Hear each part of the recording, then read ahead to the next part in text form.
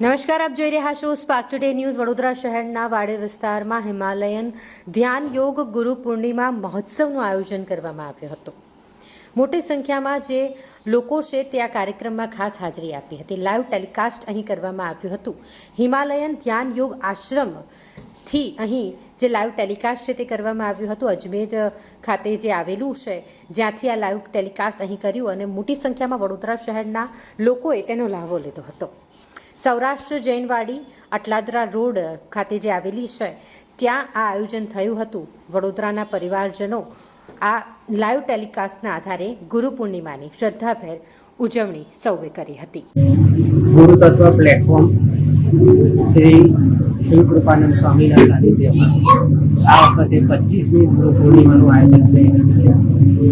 આ ગુરુ પૂર્ણિમા પ્રત્યક્ષ રૂપે અર્ણકા આશ્રમ અજમેરમાં થઈ રહી છે. એવું લાઈવ જીવન પ્રસારણ વડોદરા ખાતે દર વર્ષની જેમ અહીંયા સાધકો મનાવી રહ્યા છે. આ ગુરુ પૂર્ણિમામાં વડોદરાના 450 સાધકોએ ભાગ લીધો છે અને યોગથી સમગ્ર યોગ સુધીનો જે આ સમગ્ર ધ્યાનનો માર્ગ છે એ વિસ્તૃતમાં ની આસપાસ દીક્ષા ગ્રહણ કરી છે. તે ખૂબ સરાહનીય છે અને યોગ છે સમગ્ર યાની યોગ ખાલી આસન નહીં પરંતુ આત્મનું પૂર્ણતઃ સંપૂર્ણ માધ્યમ પામવાનું એક સાધન છે. તો એ અમે સંસ્કાર રૂપે દીક્ષા ગ્રહણ.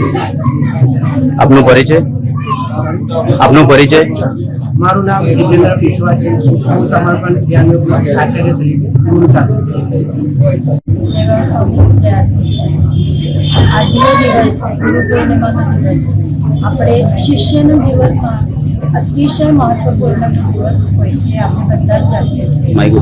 આજના દિવસમાં શિષ્ય ગુરુ પ્રત્યેની આપણી કૃતજ્ઞતા વ્યક્ત કરે છે અને આપણા જીવનને ધન્યતા અનુભવે છે.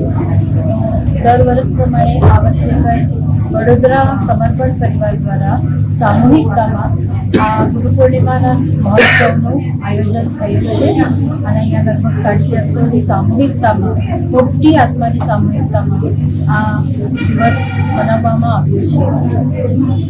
આપનો પરિચય? હું વંદના કુલકર્ણી, સમર્પણ પરિવાર વડોદરા.